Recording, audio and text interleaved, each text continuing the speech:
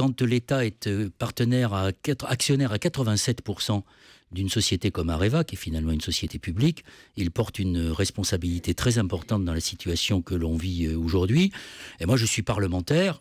Et donc vous réclamez une mission d'enquête parlementaire ? Je pense qu'il faudrait qu'il y ait une commission d'enquête parlementaire pour savoir quelles sont les raisons qui ont conduit à cette situation, quels en sont les responsables, quels sont les choix industriels et politiques qui ont été faits. Mais les propositions qui sont formulées aujourd'hui d'un rapprochement avec EDF, y compris d'un rapprochement capitalistique avec EDF, ce ne sont que des rustines, parce que comme vous avez pu le lire aussi bien dans la voix de M. Macron que dans les commentaires qui sont faits aujourd'hui, et notamment de la part des deux co-responsables d'Areva, M. Knoche et M. Varin, qu'est-ce qu'ils nous disent ? Ils nous disent qu'ils vont se rattraper en vendant encore plus de centrales nucléaires à la Chine.